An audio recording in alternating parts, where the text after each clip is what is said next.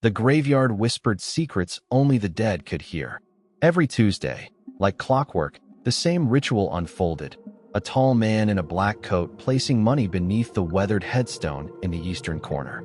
For 3 years, Samuel had watched from behind his shovel, curiosity gnawing at him like the worms beneath his feet. The cemetery was his domain, every plot and stone familiar as family. Yet this stranger's weekly pilgrimage remained an enigma.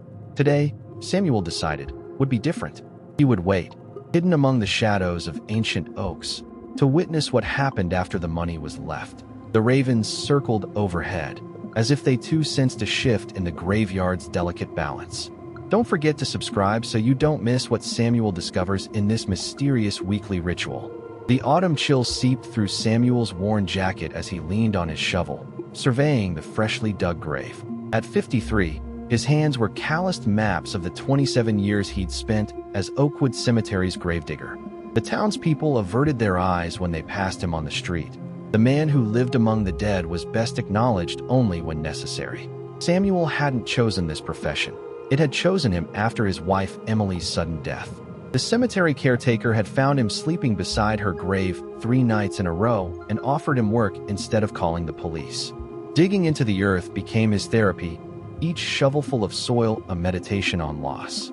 His daughter Hannah had stopped speaking to him years ago, unable to understand why her father chose to surround himself with death rather than embrace the living. "You buried yourself with Mom," she'd said during their last argument. The words still echoed in his mind, sharper than any headstone's edge. Samuel's simple goal each day was to maintain dignity for those in his care, both the deceased and the mourners. He took pride in perfectly rectangular graves and immaculate grounds, finding purpose in providing a peaceful final resting place. The mysterious Tuesday visitor had become an obsession, a puzzle that might connect Samuel to something beyond his isolation. Perhaps understanding this ritual would prove he wasn't merely a shadow among tombstones. Last month, when the town council held their annual cemetery budget meeting, Samuel had tentatively raised his hand to mention the strange visitor, wondering if others had noticed. "Perhaps we should investigate," he'd suggested. "It could be something illegal." Councilman Blackwood, whose family owned the funeral home, had laughed dismissively. "Our gravedigger fancies himself a detective now. Stick to what you know, Samuel, dirt and dead people." The room had filled with uncomfortable chuckles as Samuel's face burned with humiliation. Blackwood had added, "Leave law enforcement to professionals, not cemetery dwellers who talk to headstones." Samuel had slunk back to his cottage on the cemetery grounds, the laughter following him like a persistent ghost. But rather than deterring him, the public mockery had cemented his resolve. He would solve this mystery himself, proving he was more than just the man who dug holes for the dead. The Tuesday visitor arrived precisely at 4:30 p.m., as he had for the past 11 months. Samuel crouched behind the Wilkinson family mausoleum, watching the tall figure in the charcoal overcoat make his way through the winding path. The man moved with purpose, his polished shoes incongruous against the muddy cemetery grounds. He carried no flowers, only a crisp white envelope that he placed beneath a simple granite headstone before bowing his head briefly and departing. Samuel waited until the visitor's black sedan disappeared through the wrought iron gates before emerging from his hiding place. His heart raced as he approached the grave. Margaret Wilson, beloved daughter and sister, 1985 to 2019. The envelope contained $500 in crisp $50 bills, just like every Tuesday before. As Samuel contemplated the money, a voice cut through the silence. "Finding ways to supplement your meager income, Samuel?" Councilman Blackwood stood several yards away, his expensive suit immaculate despite the cemetery's perpetual dampness. Samuel fumbled, dropping the envelope. "I was just stealing from the dead? Or perhaps from their mourners." Blackwood's smile never reached his eyes. What would the town council think of their gravedigger robbing grieving families? "I wasn't stealing," Samuel protested, but Blackwood had already retrieved his phone, snapping several photos of Samuel with the money in his hand. "Evidence suggests otherwise," Blackwood said, pocketing his phone. "I'll keep this between us, for now. After all, we all have our little secrets, don't we?" The following Tuesday, Samuel arrived early to find Blackwood and Police Chief Reynolds standing beside Margaret Wilson's grave. The chief's expression hardened when he spotted Samuel. "There he is," Blackwood announced. "Our cemetery vulture." Chief Reynolds approached, his hand resting on his holster. "Samuel, we've received reports of money disappearing from graves. Councilman Blackwood witnessed you handling cash last week." "I was investigating something strange," Samuel explained, his voice trembling. "Someone's been leaving money under this stone every Tuesday for months." "A likely story," Blackwood scoffed. "Next, you'll tell us you're conducting a paranormal investigation." The chief sighed. "Samuel, I've known you since high school. Don't make this worse. If money appears again, you report it immediately." "Understood." Samuel nodded, humiliation burning his cheeks as several mourners at nearby graves watched the exchange. The third Tuesday brought the heaviest blow. Samuel arrived to find a small crowd gathered around Margaret Wilson's grave. Blackwood, Chief Reynolds, Mayor Harrington, and several council members. A local newspaper reporter stood nearby, camera ready. "Ah, the man of the hour," Blackwood announced. "We decided to witness this mysterious benefactor ourselves." The mayor stepped forward. "Samuel, this obsession has gone too far. Blackwood tells me you've been harassing visitors and interfering with mourning rituals." "That's not true," Samuel protested, but his words fell on deaf ears. "We're installing security cameras throughout the cemetery," the mayor continued, "and we're reviewing your position. Perhaps it's time for someone more stable." The reporter's camera flashed, capturing Samuel's devastation for tomorrow's front page. As the group dispersed, Blackwood lingered. "You should have stayed in your cottage with your shovel, old man," he whispered. "Some mysteries aren't meant for people like you." That night, Samuel sat at his kitchen table, surrounded by journals filled with meticulous notes. Before becoming a gravedigger, he'd spent 15 years as a forensic accountant for the state prosecutor's office, specializing in financial crimes and money laundering. His walls were covered with photographs, dates, and amounts, a detailed record of every Tuesday visit for 11 months. In his trembling hands, he held a newspaper clipping about Margaret Wilson's suspicious death and the subsequent investigation that had mysteriously closed.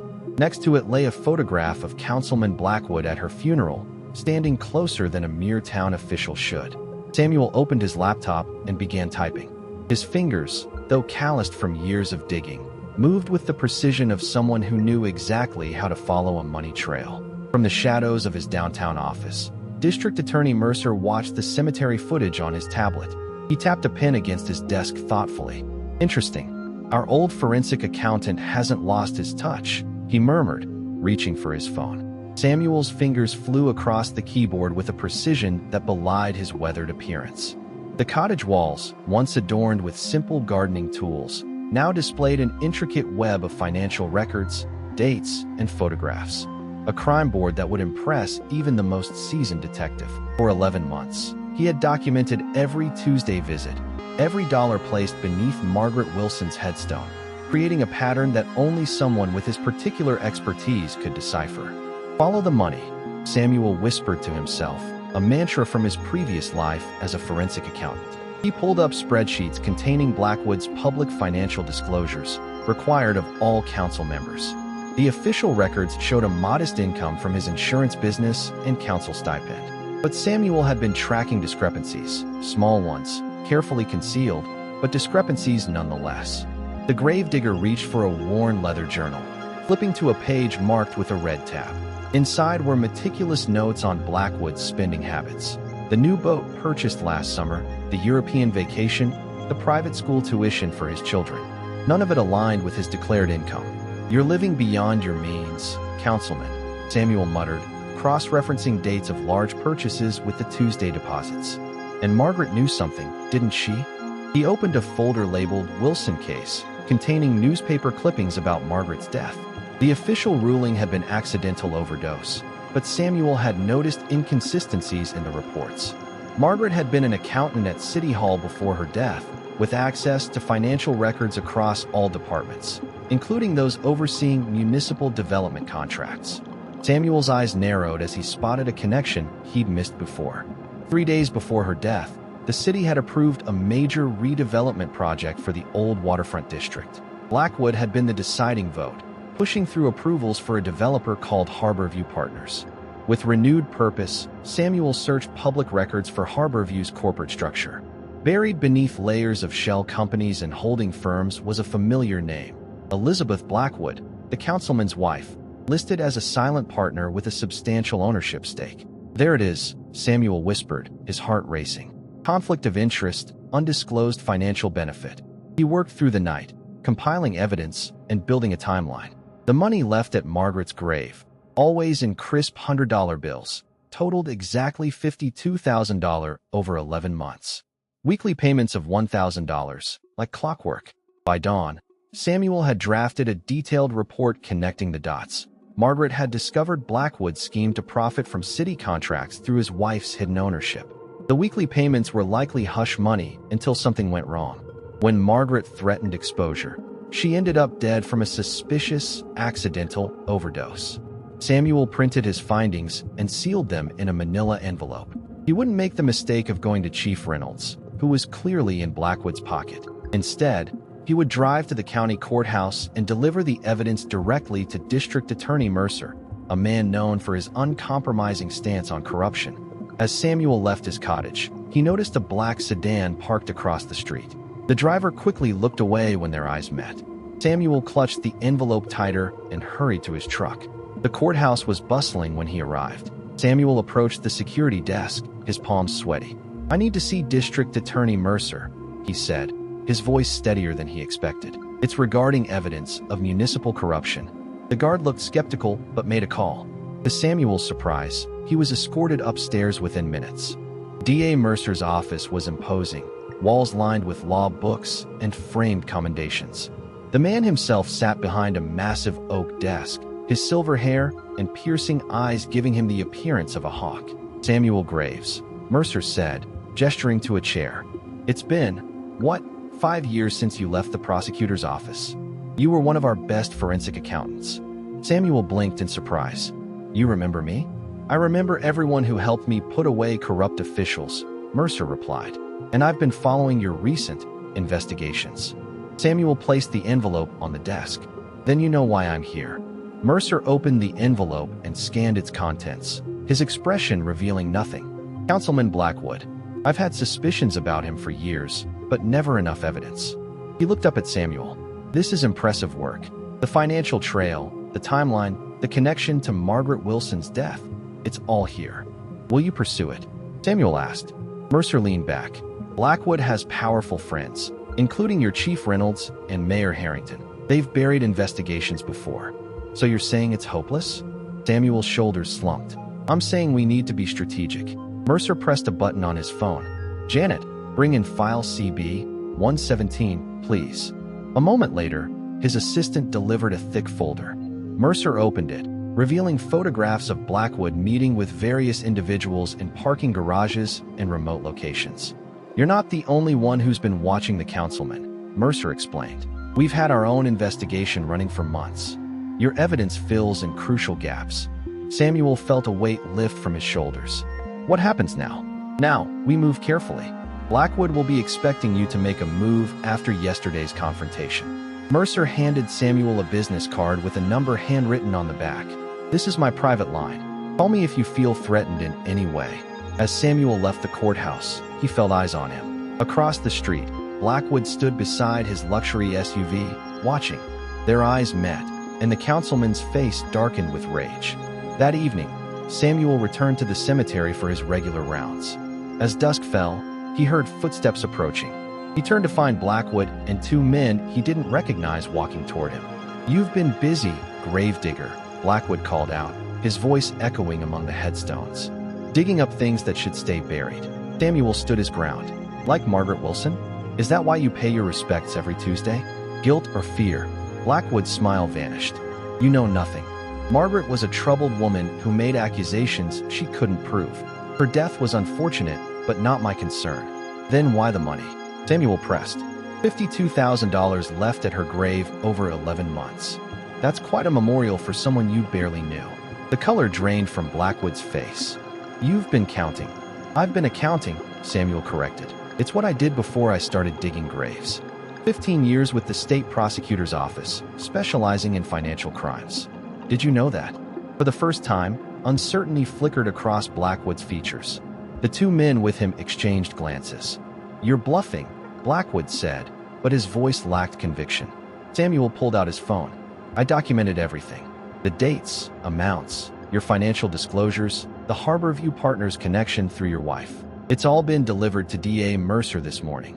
Blackwood lunged forward, grabbing Samuel's shirt. "You meddling old fool. Do you have any idea who you're dealing with?" Before Samuel could respond, headlights swept across the cemetery as a car approached. The vehicle stopped, and Chief Reynolds stepped out, but he wasn't alone. District Attorney Mercer emerged from the passenger side. "Councilman Blackwood," Mercer called out, "I believe we need to have a conversation about witness intimidation." Blackwood released Samuel and stepped back. "This is a misunderstanding. I was just checking on our cemetery caretaker." "With two unidentified associates after hours?" Mercer approached, nodding slightly to Samuel. "Chief Reynolds and I were just discussing some interesting financial discrepancies in the city's development contracts. Perhaps you'd like to join us at the station to clear things up?" As Mercer led a visibly shaken Blackwood away, Chief Reynolds lingered behind. "Samuel," he said quietly, "I owe you an apology. Mercer showed me your evidence. I should have listened to you from the start." Samuel nodded, watching as Blackwood was placed in the police cruiser. "Some mysteries," Samuel said, echoing Blackwood's earlier taunt, "are meant to be solved by exactly the people you underestimate." As the cars drove away, Samuel stood alone among the graves, feeling a sense of peace he hadn't known in months. Margaret Wilson would finally receive justice, and Samuel had reclaimed a part of himself he thought long buried. What mysteries have you uncovered in your own community? Comment below and tell us where you're watching from.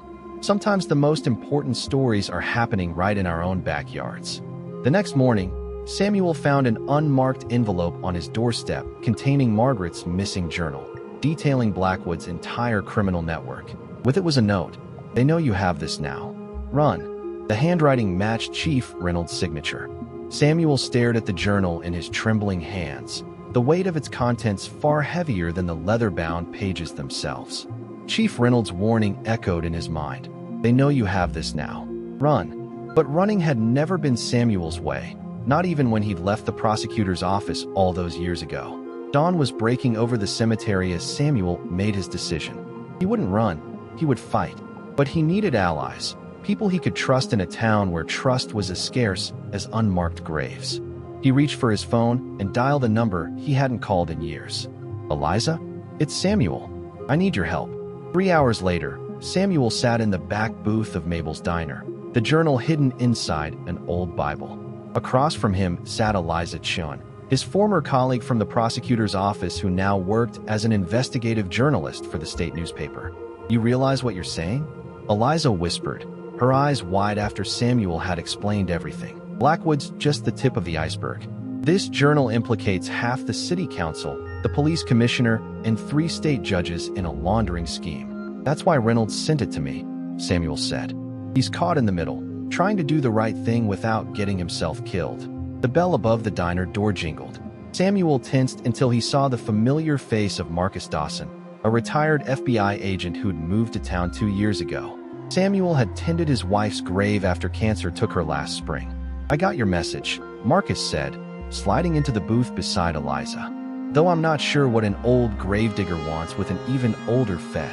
Samuel slid the journal across the table. "I need to know if this is enough." Marcus flipped through the pages, his expression darkening with each turn. "Enough for what? To get yourself killed? Because that's what happens to people who cross networks like this." "Enough to take them down," Samuel replied. "All of them." Marcus closed the journal. "Maybe, but we'd need more than just this woman's word. We need corroboration, bank records, witnesses willing to testify." "I've been tracking the money for months," Samuel said, "and I know where to find more evidence." Eliza leaned forward. "Where?"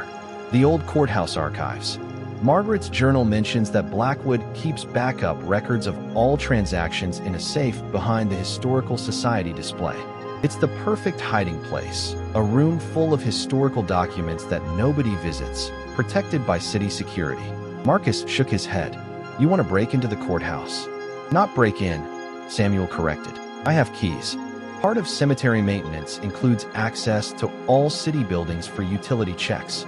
Even if we get the documents," Eliza said, "we need someone outside the local jurisdiction to act on them. Everyone here is compromised." Marcus rubbed his chin thoughtfully. I still have contacts at the federal level. If what we find is substantial enough, we could bypass local authorities entirely. That night, under the cover of darkness, the three unlikely allies approached the courthouse.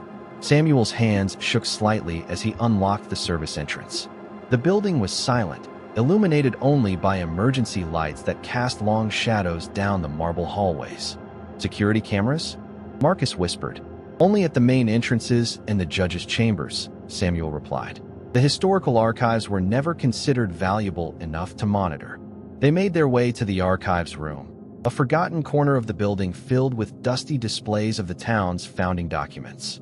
Samuel moved directly to the large portrait of the town's first mayor, swinging it aside to reveal an old wall safe. The combination is in Margaret's journal, Samuel said, flipping to a dog-eared page. She wrote it disguised as a date, the founding of Harborview Partners. The safe clicked open, revealing stacks of ledgers and USB drives. This is it, Eliza breathed, carefully photographing each page before Marcus placed the documents into his backpack. A sudden noise from the hallway froze them in place. Security patrol, Samuel whispered. They shouldn't come in here, but the door handle turned. Samuel quickly closed the safe and swung the portrait back in place as Marcus and Eliza ducked behind a display case. The door opened, and a flashlight beam swept across the room. Mr. Graves? Officer Daniels called out. Is that you? Samuel stepped forward, blocking the view of his companions. Evening, Daniels. Just checking the dehumidifier in here. These old documents need proper preservation. Daniels frowned. At midnight. Chief Reynolds was looking for you earlier. Said it was urgent. I'll call him in the morning, Samuel replied casually. Just finishing up here. The officer hesitated, his flashlight lingering on Samuel's face. You know, it's funny. The chief specifically mentioned you might be at the courthouse tonight. Asked me to keep an eye out. Samuel's blood ran cold. Had Reynolds betrayed them? Well, you found me. Samuel forced a smile. Just doing my job. Right, Daniels said, his hand drifting toward his service weapon. Why don't we call the chief right now? I'm sure he'd like to know what you're doing with the city's historical artifacts at this hour. Behind the display case, Marcus slowly rose to his feet, a finger to his lips as he signaled to Eliza. Samuel needed to make a choice, and quickly. Actually, Samuel said, stepping closer to Daniels. I think we should call D.A. Mercer instead. I have some interesting information for him about Chief Reynolds. Daniels drew his weapon. Step back, Graves. You're interfering with an official investigation. What investigation would that be? Samuel asked. The one into who's been helping Blackwood move his money? Or the one about who really killed Margaret Wilson? Daniel's eyes widened. You don't know what you're talking about. I know Reynolds sent me Margaret's journal this morning, Samuel said. And I know you were on Blackwood's payroll to keep an eye on her before she died. The officer's hand trembled slightly. You can't prove anything. The journal proves everything, Samuel replied. And now we have the financial records to back it up. Daniels raised his gun higher. Then I can't let you leave with them. Samuel faced the barrel of the gun, acutely aware that Marcus was now directly behind the officer. He had seconds to decide. Signal Marcus to intervene, potentially risking all their lives, or surrender the evidence they'd gathered and lose their only chance at justice. You have one choice, Daniels, Samuel said, his voice steady despite the fear coursing through him. Be remembered as Blackwood's accomplice, or be the officer who helped bring down the biggest corruption scandal in this town's history. The gun in Daniel's hand wavered as the full weight of the moment pressed down upon them all. For a long moment, the only sound in the room was Daniel's ragged breathing. The gun trembled in his hand, his knuckles white with tension.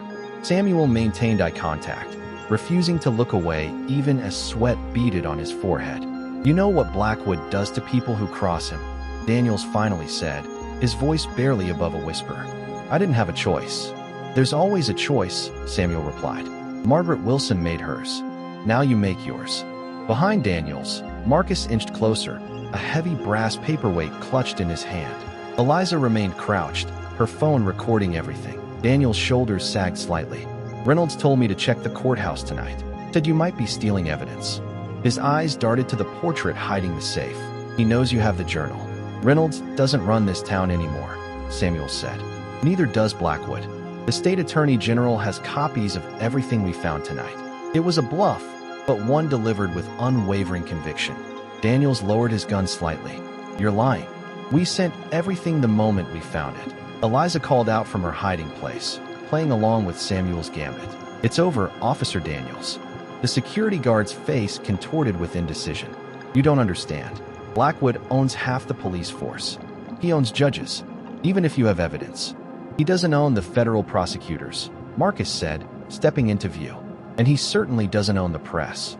Daniels spun around, raising his weapon again, but the sudden movement threw him off balance. Marcus struck, not with the paperweight, but with a swift kick that sent the officer sprawling. The gun clattered across the marble floor. Samuel lunged for the weapon while Marcus pinned Daniels down. The officer didn't struggle, his fight evaporating as quickly as it had appeared. "You're making a mistake," Daniels muttered, but the conviction had drained from his voice. "The mistake was thinking Blackwood would protect you," Samuel said, checking the gun's safety before tucking it into his waistband. "He'll sacrifice anyone to save himself." As if summoned by those words, their phones buzzed simultaneously. Eliza checked hers first, her eyes widening. "It's Reynolds," she said.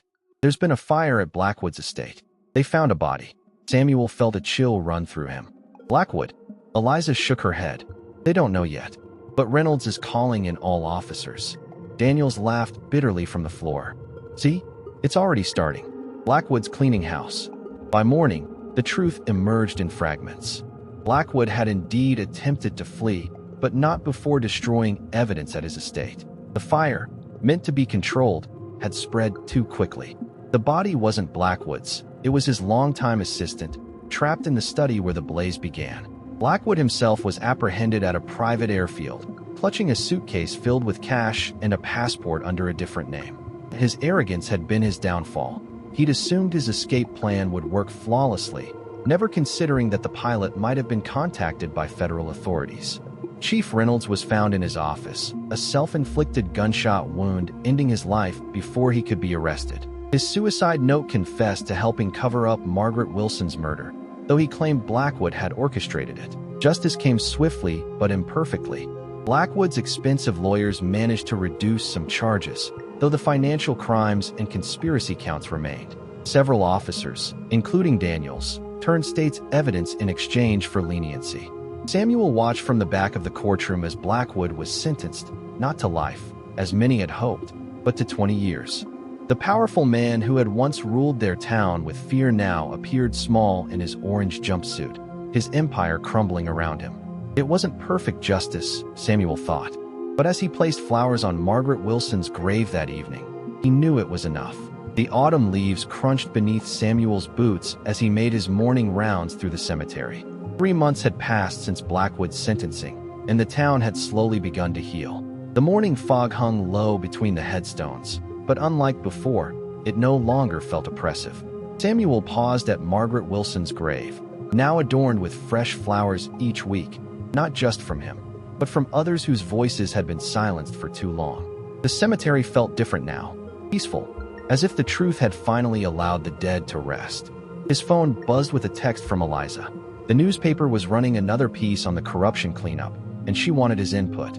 They'd grown close through the ordeal, their weekly coffee meetings becoming something he looked forward to. "Another beautiful morning," he whispered to the graves around him, resuming his work with lighter steps. Later that afternoon, while clearing fallen branches near the eastern fence, Samuel noticed something unusual, a small wooden box partially buried beneath an ancient oak. It looked weathered but intentionally placed. Inside lay a tarnished pocket watch and a yellowed photograph of the cemetery from decades ago, with something circled in faded red ink. On the back, a single line of text. "The truth about the founding families lies beneath the angel's shadow." Samuel glanced toward the cemetery's oldest section, where a weathered angel statue stood sentinel over graves dating back to the town's establishment. If you enjoyed this mysterious journey, please subscribe and like this video. What secrets do you think lie beneath the angel's shadow? Share your theories in the comments below.